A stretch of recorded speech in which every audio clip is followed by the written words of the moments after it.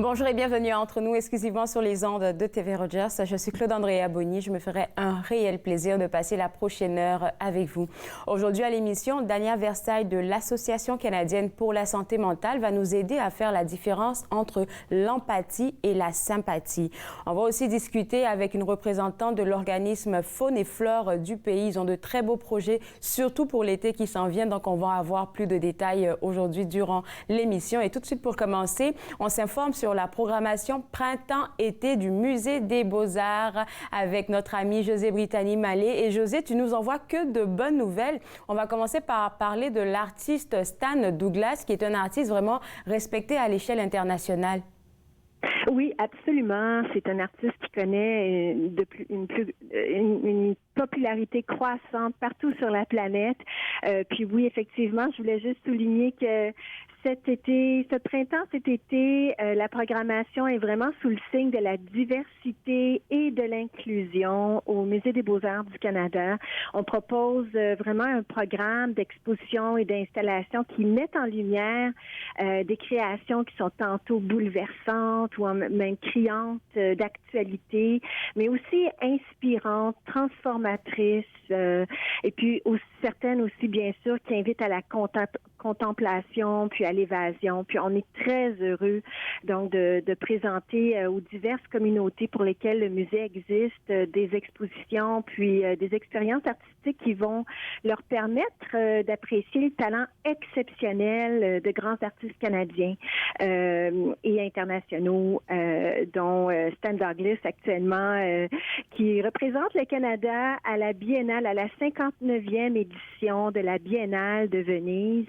C'est une exposition internationale qu'on connaît aussi comme étant les Jeux olympiques des arts visuels. Elle devait se tenir l'année dernière, en 2021, mais évidemment, avec la pandémie, elle a été reportée à cette année.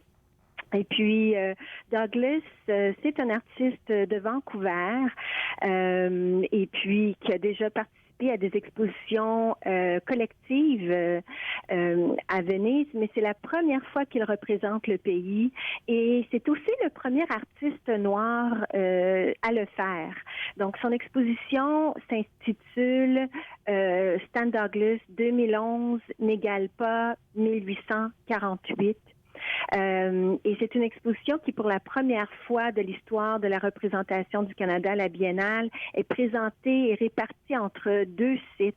D'abord au pavillon du Canada dans les Jardiniers de Venise, mais aussi dans un autre site qui est dans les quartiers Magazzini del Sale. C'est un entrepôt de sable qui date du 16e siècle. Et donc, il présente des œuvres. Son œuvre, en fait, c'est vraiment, ça souligne le 10e anniversaire qui était l'année dernière, en 2021, de 2011, qui, comme on se le rappelle peut-être, était une année où il y a eu plusieurs émeutes un peu partout dans le monde, dont le printemps arabe et puis les émeutes d'Occupy Wall Street, à New York, mais aussi il y a eu des émeutes à Londres qui avaient été déclenchées par une fusillade policière, et puis une autre émeute qui avait eu lieu cette fois à Vancouver suite au fait que les Canucks n'avaient pas remporté la Coupe Stanley. Donc l'exposition, donc elle présente, c'est une commande du Musée des Beaux-Arts du Canada, et puis elle présente des œuvres photographiques, 4 œuvres photographiques à grande échelle au pavillon du Canada, et puis des installations vidéo dans les Magazzini del Sale. Donc, qui retrace, en fait, ce ne sont pas ce n'est pas une exposition documentaire, c'est vraiment, ce sont des images qui ont été, en fait, c'est des mises en scène que l'artiste a fait avec des images qu'il a prises, mais aussi, par exemple, les installations vidéo, il a fait appel à des rappeurs du Caire en Égypte et puis aussi de Londres et qui c'est une installation assez spectaculaire où on a l'impression, c'est très réaliste, que les rappeurs de Londres et puis ceux du Caire communiquent entre eux en temps réel, en rappant et en s'interpellant l'un l'autre dans une espèce de communication. Donc, c'est vraiment une exposition qui est très d'actualité avec que le monde traverse en ce moment. Et c'est à l'affiche jusqu'au 27 novembre prochain. Josée, je vais te garder avec moi, avec ta permission. On va prendre une petite pause et juste après, on va continuer de parler de Stan Douglas qui nous représente à Venise. Vous regardez Entre nous, exclusivement sur les ondes de TV Rogers.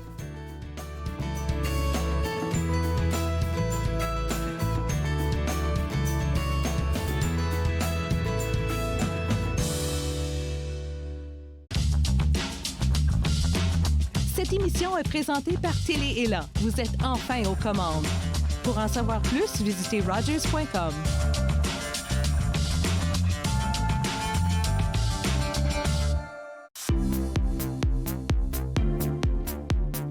C'est la semaine de l'action bénévole.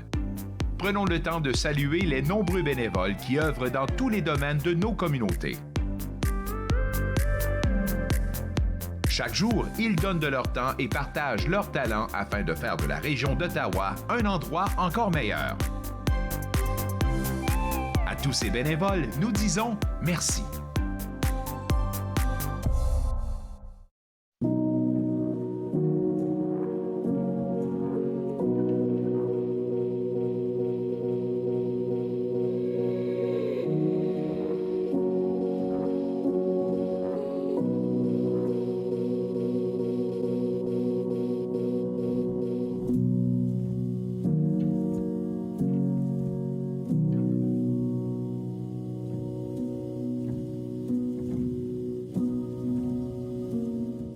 J'ai passé plus de temps que je devrais à essayer de comprendre qu'est-ce qui est arrivé. Tous les trois qui étaient sur le pont ne savaient pas qu'un train pourrait passer aussi vite qu'il est passé, puis sans s'en apercevoir.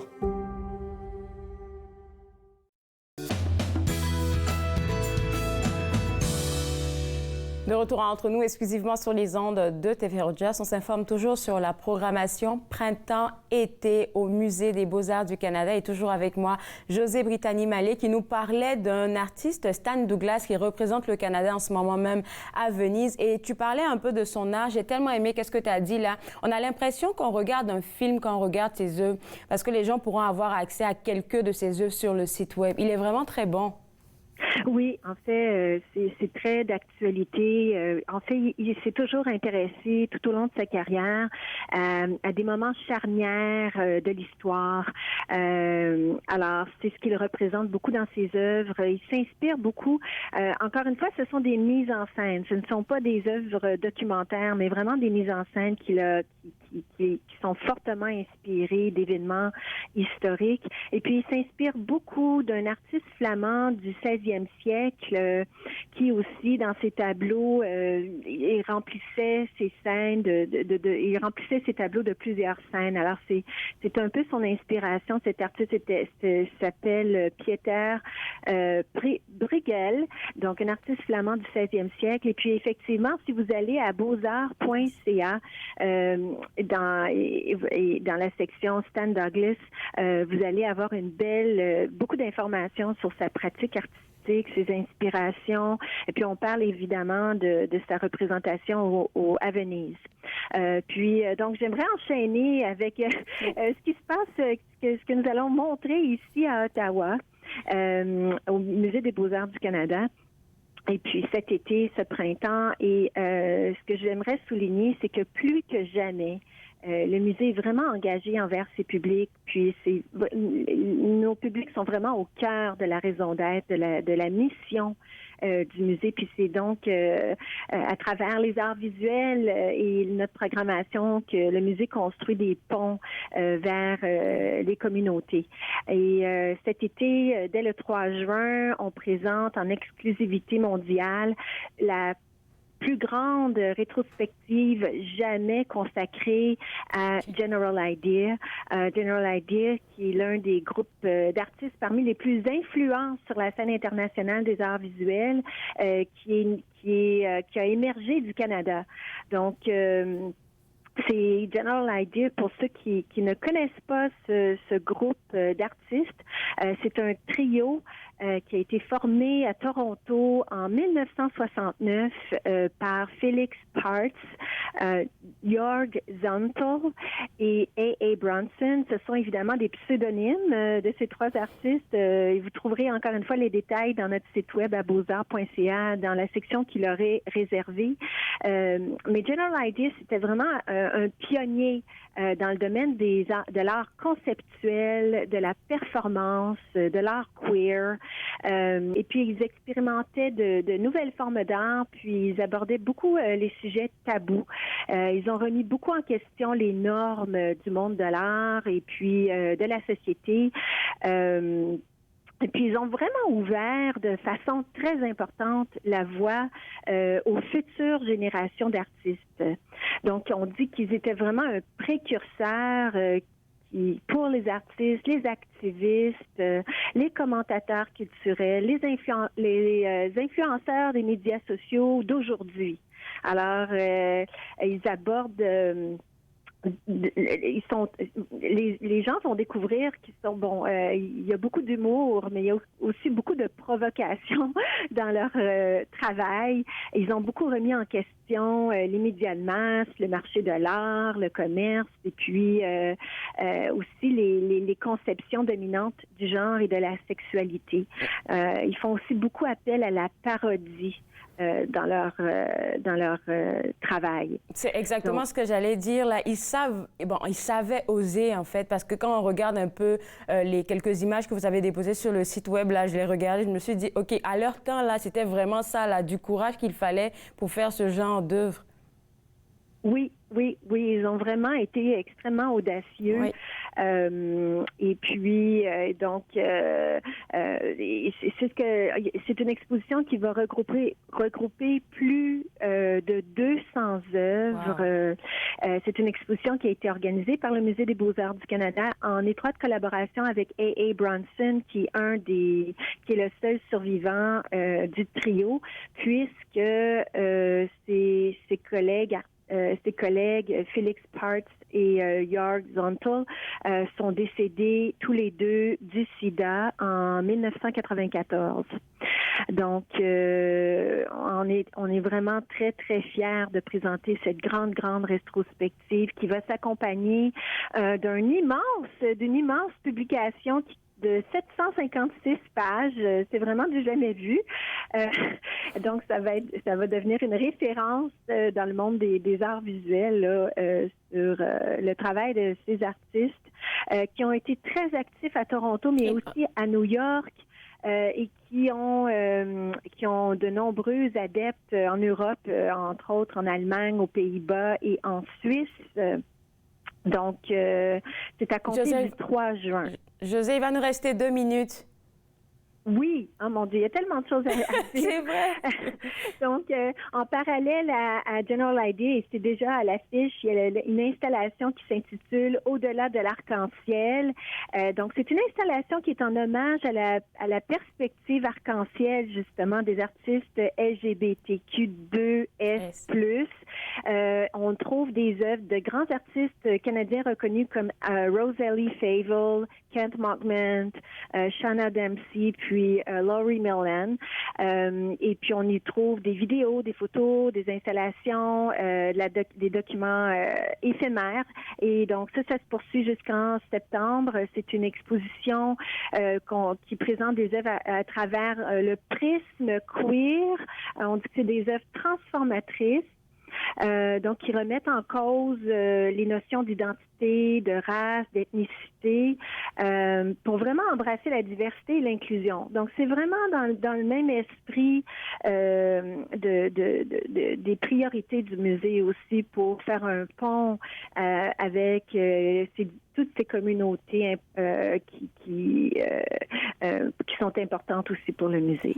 Mais Merci beaucoup, Josée. Je sais qu'on a beaucoup de choses à partager. On n'a jamais assez de temps. Il y a tellement de choses qui se passent au Musée des Beaux-Arts. Mais qu'est-ce qu'on va faire là? C'est inviter les gens à aller au www.beauxarts.ca pour avoir plus d'informations. Merci beaucoup à toi et on se parle une prochaine fois.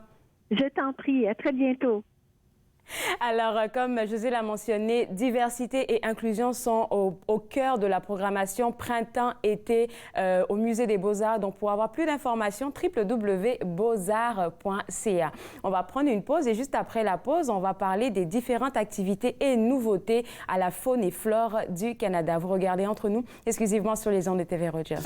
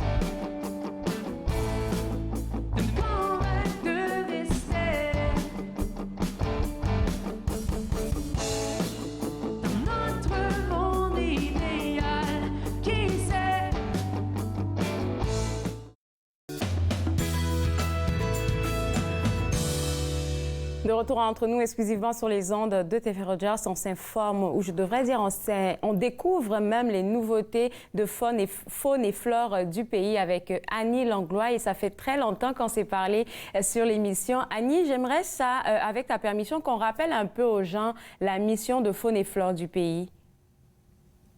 Oui, bien sûr. Alors, Faune et flore du pays est un programme qui existe depuis la fin des années 50, début des années 60.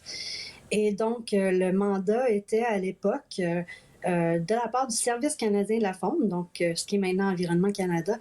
Ils voulaient présenter nos espèces fauniques aux gens dans leur salon. Alors, on a créé des vidéos, un peu comme des annonces. On appelle ça des messages d'intérêt public. Et donc, ça jouait là, entre les émissions et ça joue encore maintenant. Donc, le programme continue toujours d'exister. Alors, de 1950 là-bas à aujourd'hui, qu'est-ce qui a changé? Comment la vision de faune et flore du pays s'est améliorée?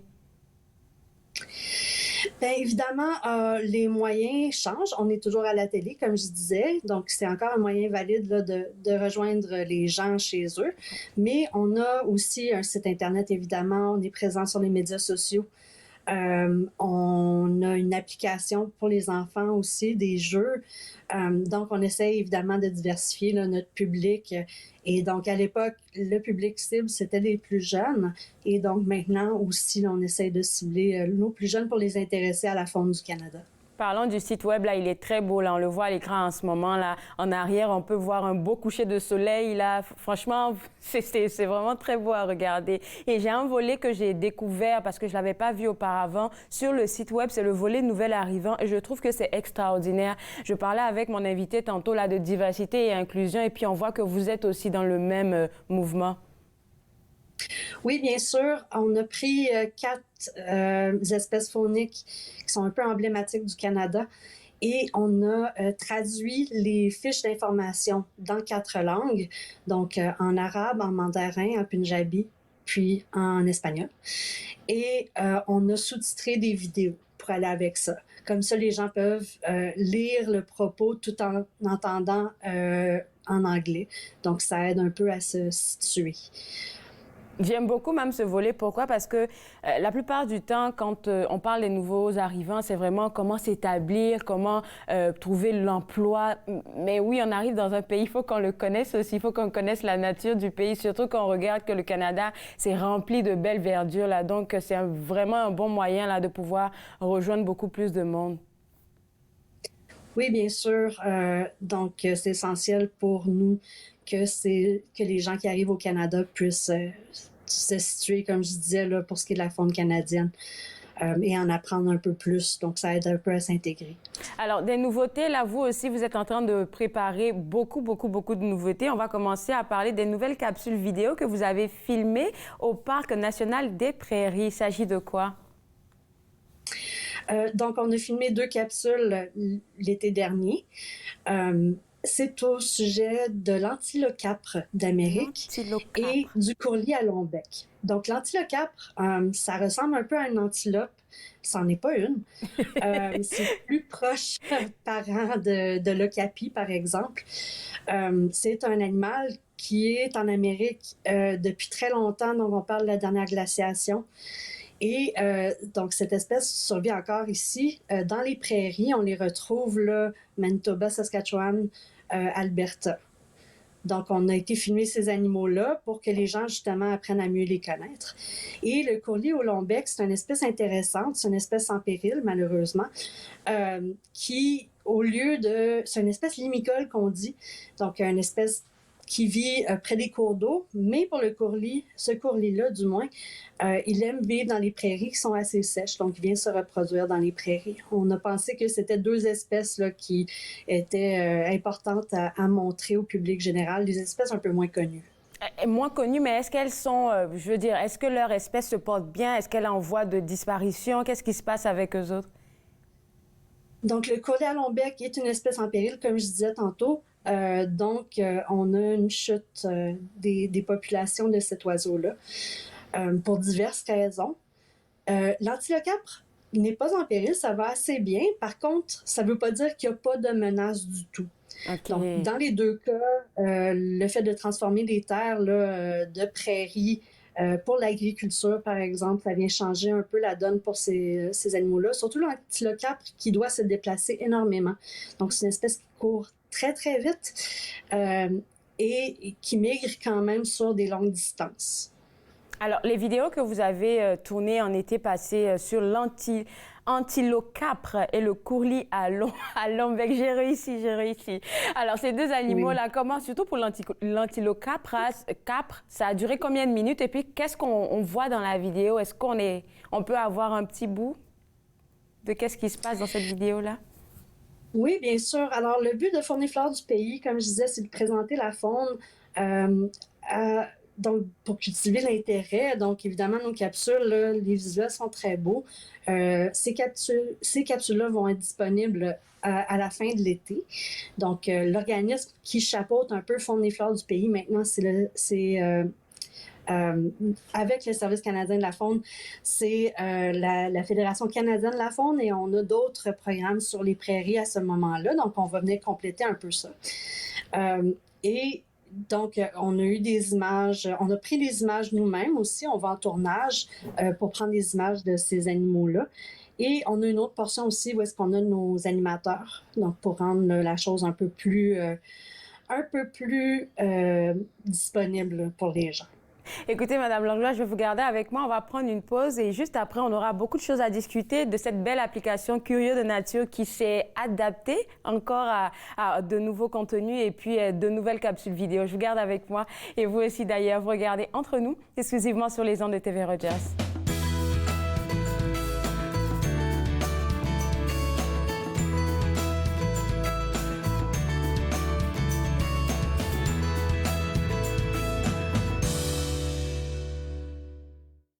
Un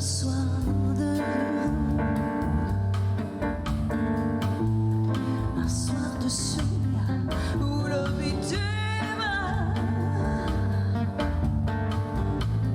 reprend la nuit, une rengaine s'installe, moi je l'entends, se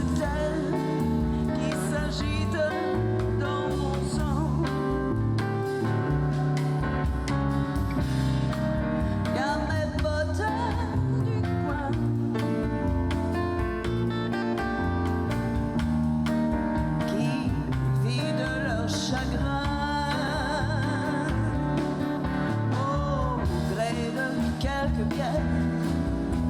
En ces temps du Molière, et moi je me fais mon cinéma, j'improvise, j'aime.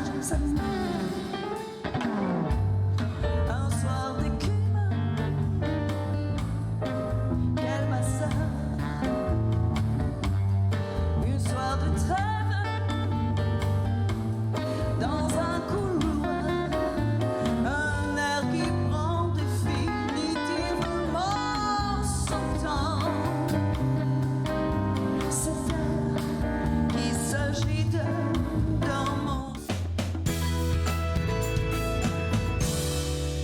De retour entre nous exclusivement sur les ondes de TV Rogers, on s'informe sur les nouvelles activités, le nouveau contenu de faune et flore du pays. Et toujours avec moi, Annie Langlois. Et cette fois-ci, on va parler de cette belle application, La Curieux de Nature. La première fois qu'on en a parlé, je pense que ça fait 1 année et demie. Et apparemment, il y a un nouveau contenu qui s'est ajouté sur cette appli-là. Oui, bien sûr. Donc, on essaie d'ajouter du contenu régulièrement sur l'application. Donc, des nouvelles capsules, évidemment, des nouvelles vidéos qu'on a produites exclusivement pour les enfants vont là-dessus, mais aussi des jeux. Il y a des jeux vidéo. Il va en avoir un nouveau qui va sortir là, au courant de l'été pour les journées qui fait moins beau. Mais c'est ça, notre appli, elle est gratuite. Elle a des activités pour l'extérieur aussi pour faire pendant l'été. Donc, ça va être sympathique là, pour occuper un peu les enfants avec du contenu là, éducatif, scientifique sur la faune canadienne et aussi du contenu amusant.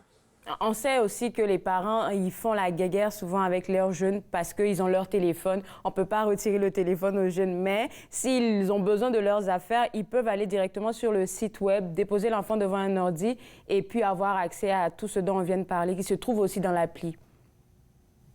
Oui, c'est ça. Donc, il y a aussi du contenu qui vient du magazine Wild ou Curieux de Nature. Donc, c'est le magazine pour enfants là, de la Fédération canadienne de la faune. Donc, on a du contenu de eux aussi. Tout ça, c'est gratuit et c'est disponible là, tant pour les produits Apple que pour les autres produits. Alors, ça fait un bout de temps que l'application, elle est disponible au grand public. Là, est-ce que vous avez eu des parents qui vous ont fait des retours ou même des jeunes qui vous ont écrit des petits mots pour vous dire combien de fois ils ont du fun à faire ça?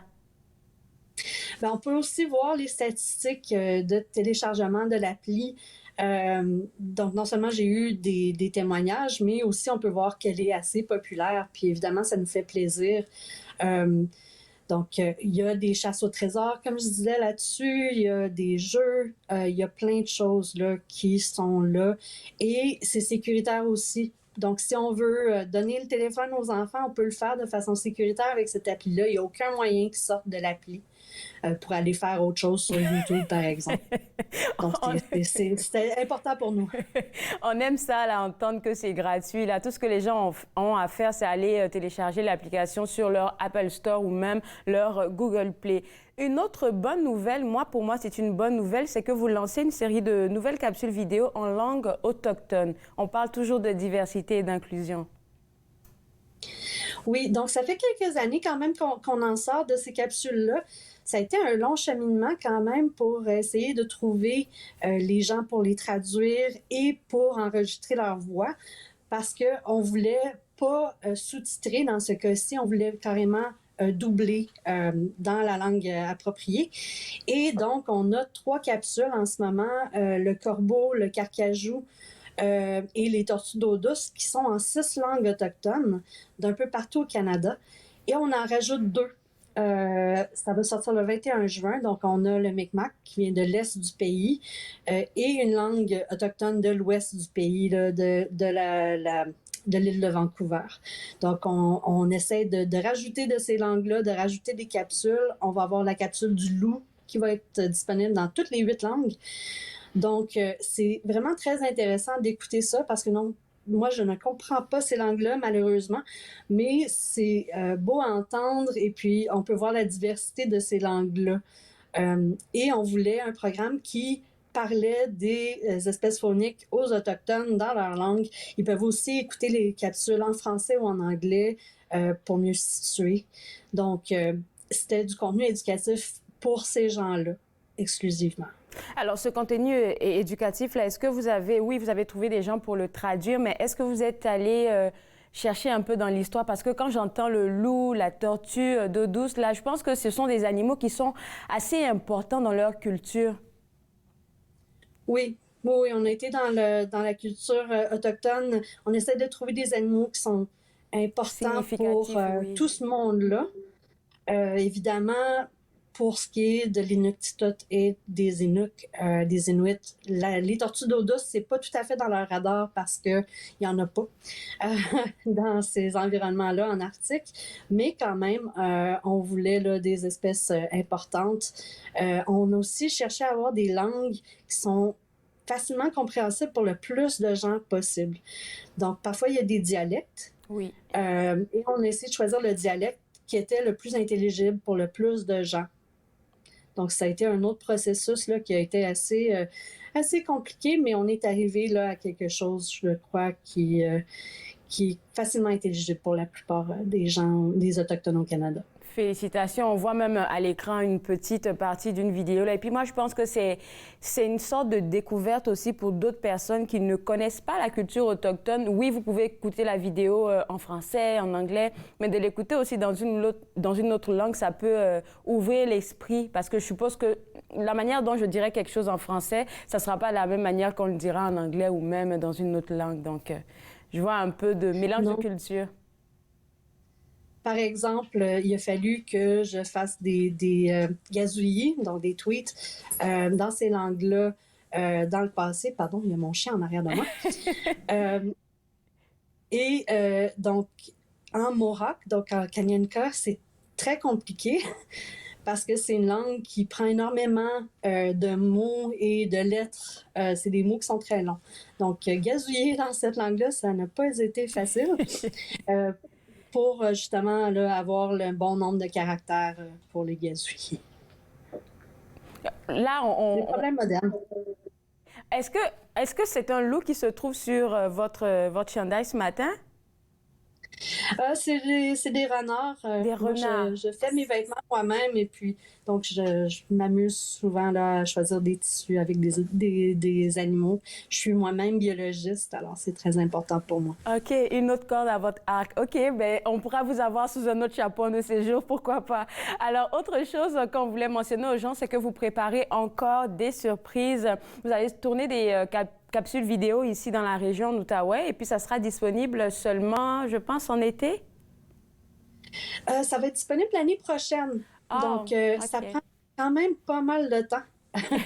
C'est surprenant, mais on va filmer ces capsules-là cet été en Outaouais. Et donc, ça va être disponible l'année prochaine pour ce qui est là, de la distribution générale à la télé puis en ligne. Est-ce que si je m'essaie, je pourrais avoir un scoop? Parce que j'ai vu que c'était des sujets surpris. Est-ce que si je m'essaie... Oui, on peut bien. Donc, c'est des espèces un peu méconnues que les gens ne sont pas tout à fait attirés comme telles à premier abord. Mais il y en a une qui est une espèce très importante pour les Autochtones de la région, donc les Anishinaabe. Donc, ça a été très important. Puis c'est là encore maintenant. Mais leur population va pas très bien. Je peux vous dire c'est quoi? C'est l'anguille d'Amérique. Okay, donc, c'est une espèce qui c'est une espèce qui passe une partie de sa vie dans nos rivières, mais qui naît et qui meurt dans l'océan Atlantique. Donc, c'est un peu le contraire du saumon qui fait l'inverse, là. Donc, c'est assez fascinant comme poisson. Et l'autre, je ne vous le dirai pas. Madame Langlois, merci beaucoup. Gardez des surprises. Oui, c'est ça. On va garder le reste des surprises. On en a déjà une, là. Je ne vais pas abuser.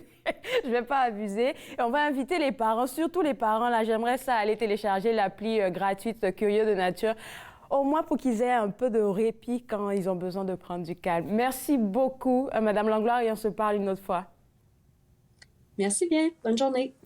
Alors, vous autres à la maison, pour avoir plus d'informations et surtout pour télécharger l'application gratuite pour vos enfants, les curieux de nature, www.hww.ca. C'est le site web de faune et flore du pays. On va prendre une pause et juste après la pause, je vous invite à nous écouter avec Dania parce qu'on va faire la différence entre l'empathie et la sympathie. Vous regardez Entre nous, exclusivement sur les ondes de TV Rogers.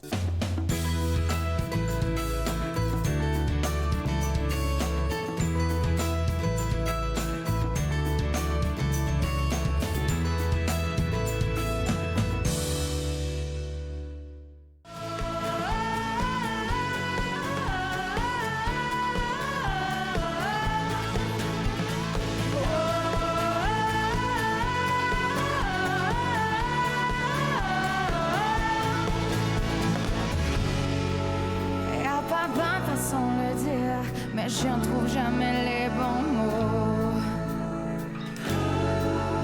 Car j'ai tant de choses à dire, mais elles vont détruire ton ego. Je peux pas m'en empêcher, je peux pas m'en empêcher.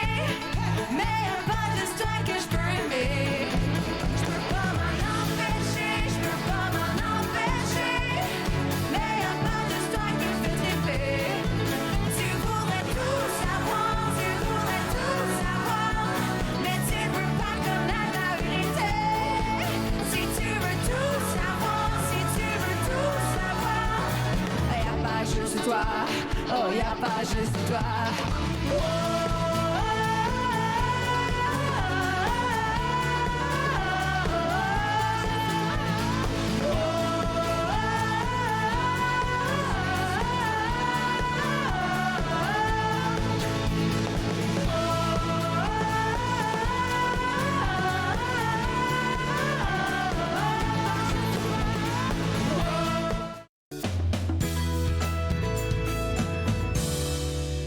De retour entre nous exclusivement sur les ondes de TV Rogers, on s'informe maintenant sur la semaine de la santé mentale de l'Association canadienne pour la santé mentale avec Dania Versailles.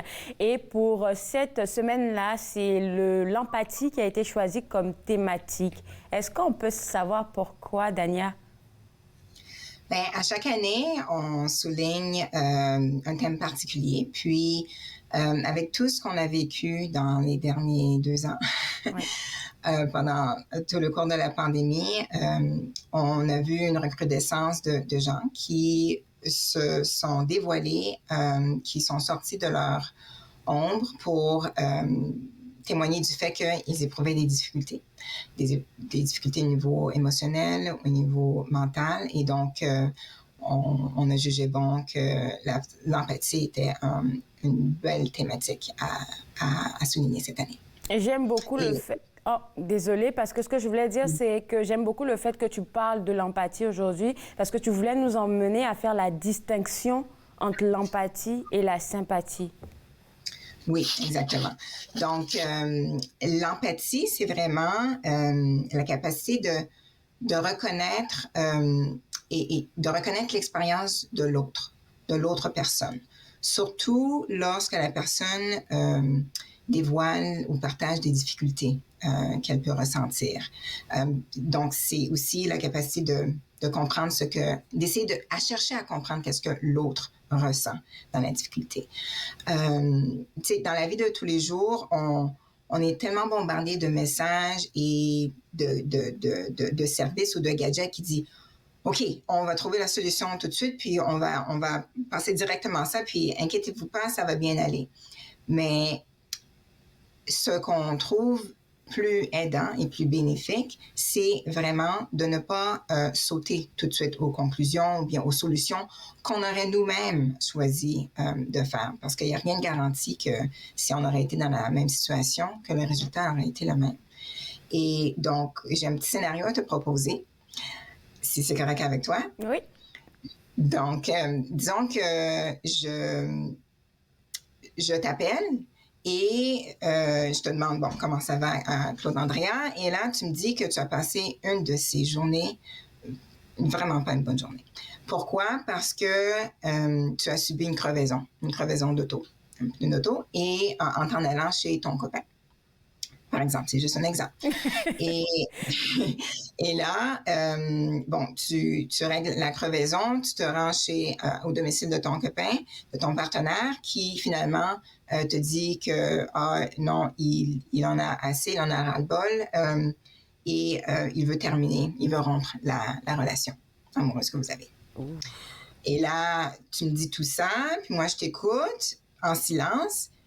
Et à un moment donné, pendant que le silence s'installe, toi, tu te sens comme si tu es soulagé, tu as pu ventiler, tu as pu partager tout ton côté émotionnel, ce que tu ressens. Et là, je te dis, ben, il était finalement temps, Claude Andrea, parce que vraiment, je trouve pas que je sais pas qu'est-ce que tu faisais avec ces personnes-là. Ou puis, tu aurais dû prendre l'autobus, hein? Alors, on peut déjà s'imaginer comment est-ce que tu réagirais à ça, n'est-ce pas? Oui. Encore là, il n'y a rien de garanti que si tu aurais pris l'autobus, la même conclusion aurait survenu. Non. Donc, puis, ce qui est embêtant là-dedans, c'est qu'on pense que être honnête, sans filtre, c'est aidant. Mais ça ne l'est pas tout à fait. Donc, moi, si je veux être empathique, je ne vais pas imposer qu'est-ce que moi je penserais. OK. Je vais chercher à comprendre les sentiments que tu ressens, à comprendre la difficulté que je vois dans ta voix, dans ta gestuelle ou bien dans les mots que tu utilises. OK? Si je focus plus sur ce que je ressens, ce que je ressentirais, ce que je ferais, et ça serait plutôt de la sympathie. OK? OK. Donc, la différence, c'est la position qu'on prend pour prendre une opinion là, sur ce qui se passe. OK. Okay? Si moi, je m'exclus de qu'est-ce qui se passe et que je t'écoute, j'entends qu'est-ce que tu dis, je cherche à t'aider à chercher les mots peut-être qui pourraient définir comment tu te ressens, ça c'est l'empathie. Mais dès que je mets le focus sur moi-même, c'est de la sympathie. Wow, OK. Donc l'empathie, on dira écoute. Bon, écoute et tais-toi, c'est ça? C'est ça, écoute et tais-toi. Et sympathie, c'est les gens qui vont écouter et puis chercher à apporter leur propre solution aux problèmes de l'autre. Leur propre solution, leur propre opinion. Oui, exactement. Donc, l'emphase en adressant la sympathie cette année, durant la semaine de la santé mentale, c'est vraiment de s'outiller d'informations, de stratégies pour mieux comprendre l'autre personne, pour mieux écouter la personne et sans porter un jugement. OK. Merci beaucoup, Dania, pour la distinction. J'ai une question pour toi. Tu as mentionné tout ce qu'on a vécu dernièrement ces deux dernières années et puis que des gens commencent à s'ouvrir et à parler de leurs problèmes de santé mentale et tout ça. Est-ce que tu penses que malgré tout ça, là, il y a encore des tabous en 2022? Malheureusement, oui. Je te dirais, puis ça, c'est dans le scénario que je viens de formuler, c'est un exemple très banal, très typique, où lorsque les gens réagissent de cette manière avec des réactions qui sont remplies de jugement, bien, ce qui se passe, c'est que la personne devient encore plus blessée parce que là, elle se demande « Oh mon Dieu, est-ce que je devrais repenser le type de relation que j'ai avec toi, Claude Andrea? » Okay? Ou bien, plutôt, ça serait toi qui penserais ça de notre relation. Aussi, ce qui arrive, c'est que la conséquence de ça, c'est que la prochaine fois, je vais peut-être hésiter à aller chercher de l'aide. Je vais peut-être hésiter à me confier à toi ou à une autre personne. Très vrai. Okay? Et c'est là que, pour moi, évidemment, je suis biaisée là-dedans, mais c'est là que je dis toute chose qui empêcherait quelqu'un à accéder à de l'aide, que ce soit de l'aide payante ou non, ça serait à éviter. Il faut vraiment essayer tout en notre pouvoir pour aider les gens à accéder de l'aide et à que ce soit dans leur entourage, au travail, auprès de la famille, un ami de la communauté ou auprès des services qui sont disponibles dans la communauté. Alors, il va nous rester quelques secondes avant la première pause. Je te garde avec moi, Dania. Et juste après la pause, j'aimerais ça que tu nous donnes quelques outils pour être des personnes plus empathiques, on va dire ça comme ça. Vous regardez Entre nous exclusivement sur les ondes de TV Rogers.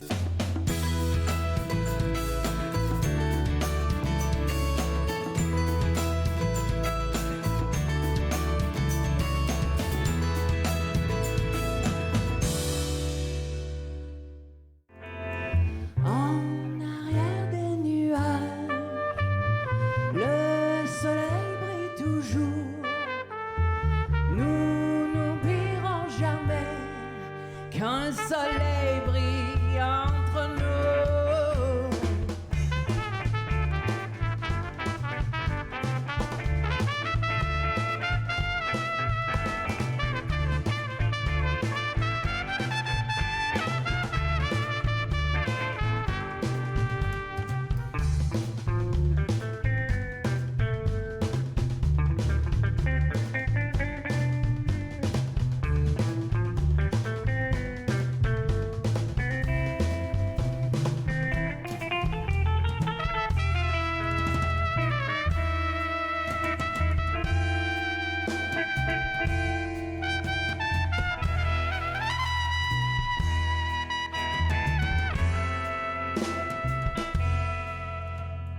En arrière des nuages, le soleil brille toujours.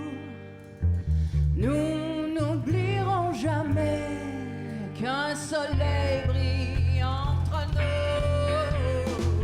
On se revoit au large, une étincelle brille à notre image. On se retrouve sans... De retour à Entre nous, exclusivement sur les ondes de TV Rogers. Je continue ma discussion avec Dania Versailles de l'Association canadienne pour la santé mentale qui nous parle de la semaine de la santé mentale organisée par l'Association canadienne pour la santé mentale et on parlait de l'empathie qui est votre thématique. On a eu une belle définition avant la pause. Empathie, c'est juste écouter, être présent pour l'autre quand la personne veut se confier à nous. Et la sympathie de l'autre côté, c'est quelqu'un qui va écouter et vouloir répondre en même temps. On a bien compris ça. Alors, est-ce que tu pourrais nous aider, Dania, à être des personnes plus empathiques? Ce serait quoi, selon toi, les 3 qualités? Donc, il y a plusieurs approches à entreprendre, mais ce que je trouvais le plus facile à retenir, c'était des choses à éviter ou juste pour à corriger notre façon de penser. Donc, la première chose, c'était d'éviter de penser justement que l'honnêteté sans filtre va aider. Ça, j'en ai fait allusion un petit peu plus tôt. Hein? Okay. Alors, parce que c'est ça. Donc, ça pourrait empêcher, entraver l'action d'aller chercher de l'aide dans le futur.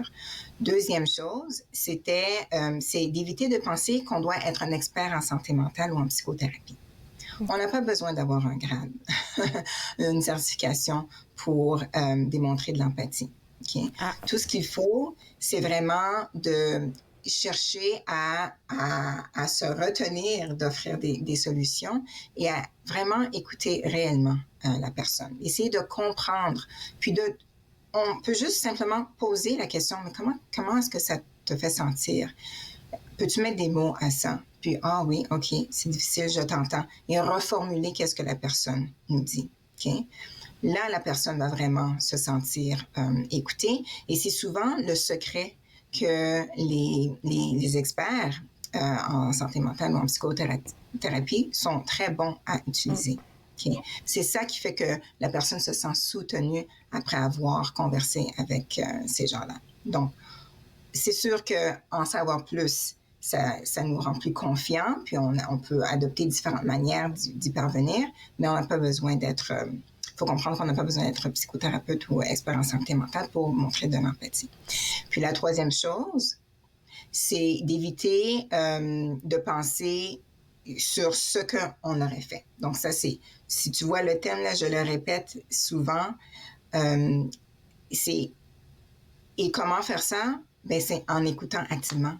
Si tu écoutes activement qu'est-ce que l'autre dit, ben, par ricochet, ça va t'empêcher de penser. C'est ça. Exactement. Tu vas pas être dans ta tête à penser, ben moi je ferais ci, moi je ferais ça, puis, tu sais, et puis porter jugement comme ça. Donc, c'est ça, simplement. Donc, éviter l'honnêteté sans filtre, éviter de penser qu'on doit être expert pour montrer de l'empathie et vraiment adopter une écoute active, sans distraction et garder le même tempo que la personne, sans se bousculer pour aller chercher des solutions. Maintenant, si la personne est prête à aller chercher des solutions, à agir sur ce qu'elle vit, bien là, OK, on emboîte le même pas. Mais ce n'est pas nous qui devons devancer cette action-là, c'est la personne comme telle. Dania, j'ai une expérience que je veux partager avec toi. En fait, quand tu parles de l'empathie et des experts dans santé mentale qui utilisent l'empathie comme base de leur travail, là, je trouve que c'est vrai parce que quand on est empathique, j'ai l'impression qu'on offre la guérison à l'autre puisqu'on ne vient pas avec des jugements, on ne vient pas dire « Oh, moi, j'aurais fait ça, ça ». J'ai participé à un projet avec des thérapeutes et tout ça, où est-ce que j'étais la personne qui devait être interviewée. Et au fur et à mesure que je parlais, je me rends compte que ce panel, ils avaient beaucoup d'empathie. Et du coup, je répondais à mes propres questions. En fait, j'avais mes propres réponses. Je me suis dit « Ah, OK, j'avais pas pensé comme ça. » Mais juste parce qu'il y avait quelqu'un qui m'écoutait, ça me donnait des réponses dont j'avais besoin. C'est un très beau témoignage que tu nous partages, Claude-André, parce que c'est exactement qu'est-ce qui se passe, le mécanisme qui se passe. Lorsqu'une personne vit quelque chose, que ça n'a pas besoin d'être quelque chose de gros, d'intense ou de compliqué, mais qui nous rend, qui nous plonge dans nos émotions, il faut comprendre qu'on est des humains. Et puis, il faut laisser le temps aux émotions de prendre son cours, comme une vague à la plage qui passe et qui vient et qui va. Faut se laisser la chance de vivre ce qu'on a à vivre parce que souvent, en prenant la pause pour permettre cette dynamique de se passer, c'est là que des idées, des solutions ou la plénitude s'installe. C'est là que ça arrive. Donc, l'objectif principal d'accompagner quelqu'un, c'est vraiment de garder la place pour que la personne puisse traiter ce qu'elle ressent pour que les solutions puis les idées viennent par eux-mêmes. Parce que souvent, les gens ont, comme tu viens de le témoigner, ont déjà leur propre réponse.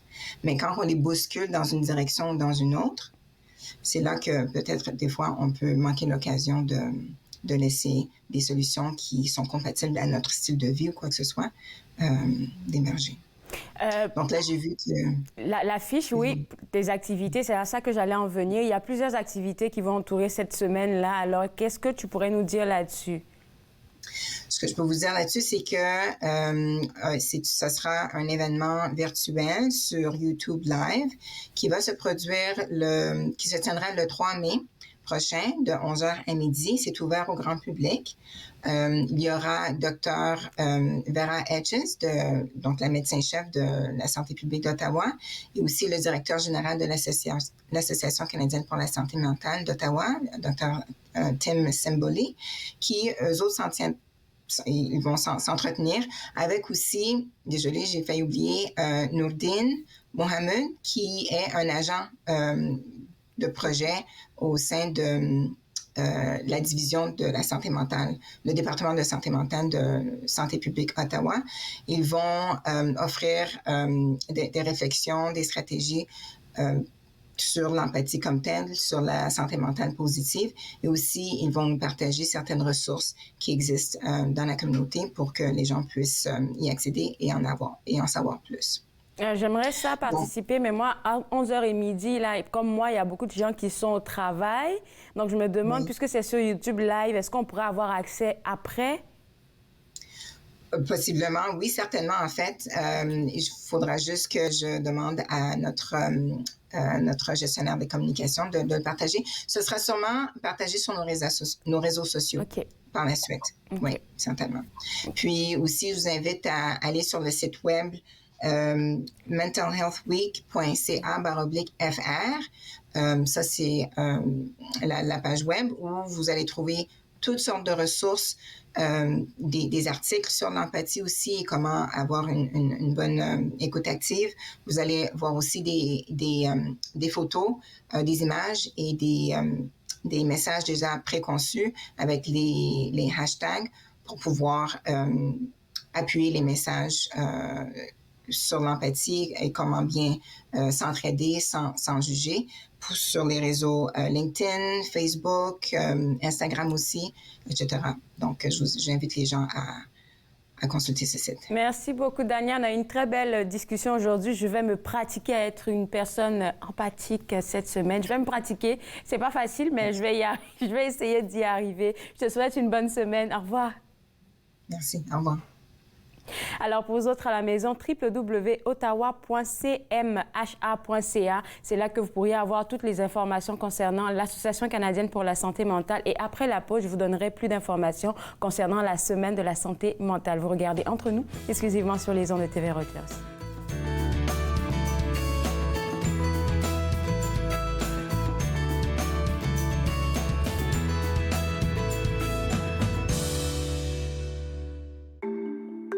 Mettons que ma jeunesse n'était pas sans drogue. Je dis quoi, mon ado? J'aimerais qu'il vive sa jeunesse sans avoir peur de me parler de drogue. C'est possible? Choisir de vivre sa jeunesse sans aucune drogue, est-ce que c'est utopique? Des questions au sujet des jeunes et de la drogue. Jeunesse sans drogue, Canada. Cette semaine, Anna t'en parle. Pour la première de la saison, je me retrouve en studio, en direct avec Marcel Brault et on parle des élections. Nathan parle, mercredi 20h, sur TV Rogers.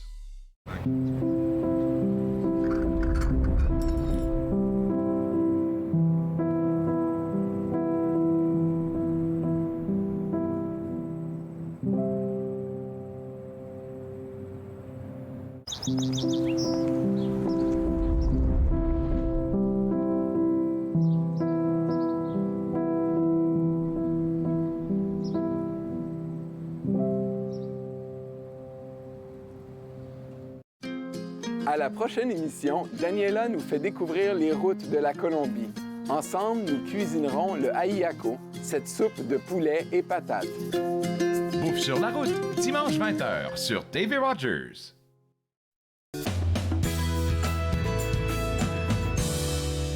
De retour entre nous exclusivement sur les ondes de TV Rogers. Je discutais tantôt avec Dania Versailles de l'Association canadienne pour la santé mentale et elle vous invitait à la semaine organisée par l'Association canadienne pour la santé mentale, la semaine de la santé mentale. Et le thème, c'est l'empathie. Et il y a une belle trousse promotionnelle qui est disponible au www.mentalhealthweek.ca. C'est là que vous allez avoir toutes les informations concernant cette semaine-là qui a pour thématique la santé mentale. Mais aussi, elle vous invite à participer au YouTube Live qui sera le 3 mai prochain de 11h à midi pour avoir plus d'informations, plus d'astuces, plus de stratégies pour aider des personnes empathiques.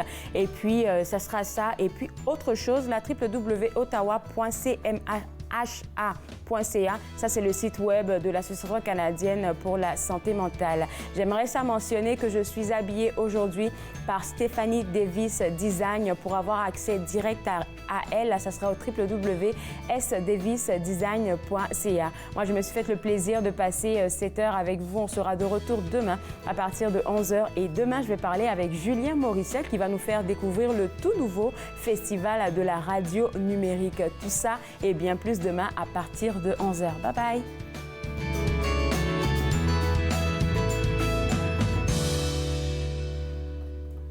Faites-nous part de vos commentaires en composant le 613-521-2323 par courriel sur Facebook et Twitter.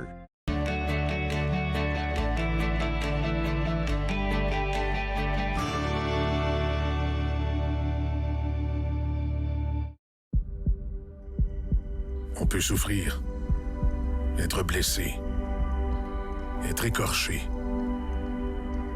ralenti, désemparé, même paralysé. Mais rien ne peut nous abattre, car nous sommes bâtis sur des fondations solides, inébranlables comme notre mission. Combattons. Combattons ensemble. À la prochaine émission Promenade dans le temps, je vous invite à découvrir le Château Montebello, un des hôtels les plus prestigieux du Canada, et le lieu historique national du manoir Papineau à Montebello, un lieu d'histoire et de mémoire. Une émission à ne pas manquer. Promenade dans le temps, mardi 19h30 sur TV Rogers.